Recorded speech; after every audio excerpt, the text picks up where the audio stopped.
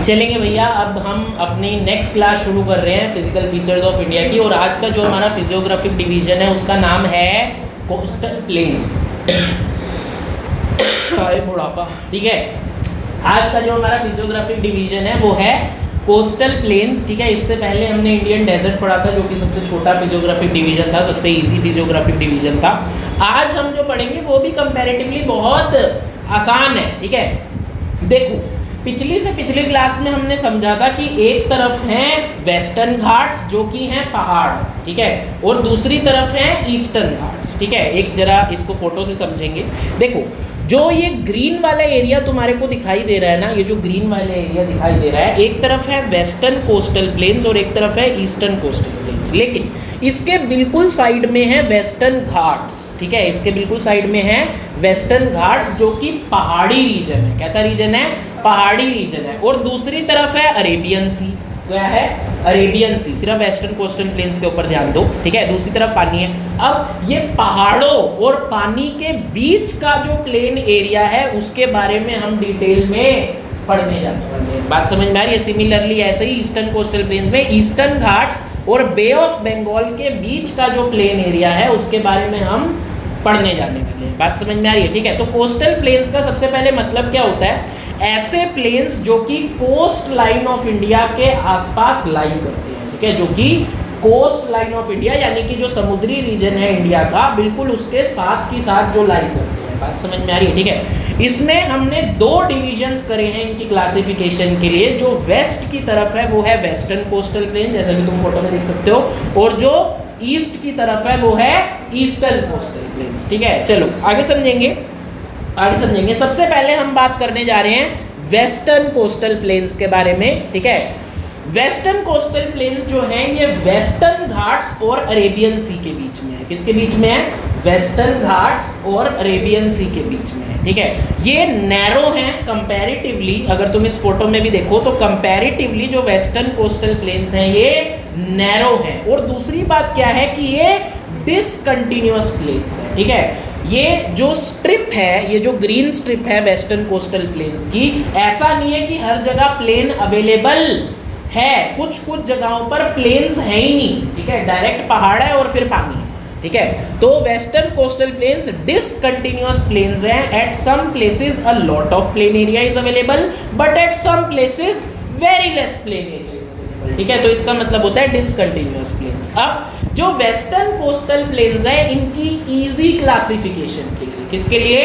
Easy classification के लिए इनको 3 पार्ट्स में डिवाइड कर दिया गया है। किसमें कर दिया गया है? 3 पार्ट्स में डिवाइड कर दिया गया है। जो सबसे ऊपर वाला रीजन है जो कि गोवा के आसपास है उसको बोलते हैं northern stretch.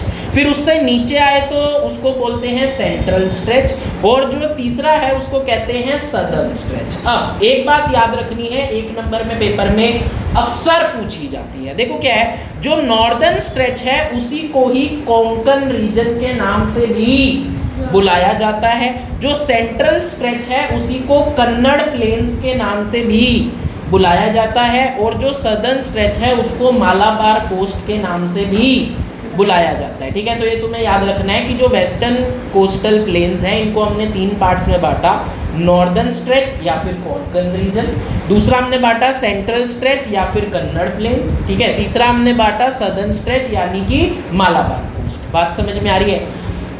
Western coastal planes के बारे में हमारे को सिर्फ ये 3-4 पॉइंट्स ही पढ़ने थे। पहला पॉइंट क्या है कि ये वेस्टर्न घाट्स और अरेबियन सी के बीच में है। दूसरा पॉइंट है ये नैरो है। तीसरा पॉइंट है ये डिसकंटिन्यूअस प्लेन्स हैं। और चौथा पॉइंट है इनकी classification northern stretch, central stretch और सदर्न स्ट्रेच, ठीक है। अब हम अपना अगला क्लासिफिकेशन के बारे में बात कर रहे हैं जो कि है ईस्टर्न कोस्टल प्लेन्स। क्या है? ईस्टर्न कोस्टल प्लेन्स जो हैं ये ईस्टर्न घाट्स जो कि पहाड़ है, ईस्टर्न घाट्स और बे ऑफ बंगाल के बीच में, ठीक है। ईस्टर्न घाट्स और बे ऑफ बंगाल के बीच में लाए करते हैं। और ईस्टर्न घाट्स के बारे में हमारे को ये समझना है, तुम फोटो को देखकर भी समझ सकते हो कि Eastern Ghats eastern coastal plains comparatively ज़्यादा चौड़े हैं, वाइडर हैं as compare to western coastal plains. बात समझ में आ रही है? ये कंपैरेटिवली ज़्यादा वाइडर हैं और ये कंटिन्यूअस हैं। वो डिसकंटिन्यूअस थे ये कंटिन्यूअस है। यहाँ के बारे में 2 पॉइंट्स एक्स्ट्रा हमारे को जानने हैं इनकी क्लासिफिकेशन के अलावा, कि यहाँ पर 4 मेन रिवर्स फ्लो करती हैं, ठीक है, 4 मेन रिवर्स फ्लो करती हैं, महानदी, गोदावरी, कृष्णा, कावेरी, ठीक है, ये तुम्हें याद रखना है। और इंडिया की लार्जेस्ट सॉल्ट वाटर लेक यहाँ पर हमारे को देखने को मिलती है, जिसका नाम है लेक चिलिका। क्या नाम है? लेक चिलिका, ठीक है। चलो अब इसकी क्लासिफिकेशन की बात करते हैं। जो वेस्टर्न कोस्टल प्लेन्स थे उनको जियोलॉजिस्ट ने 3 पार्ट्स में डिवाइड किया था, ठीक है, नॉर्दर्न, सेंट्रल और सदर्न। इसको सिर्फ 2 पार्ट में डिवाइड किया है, एक नॉर्दर्न और एक सदर्न, ठीक है।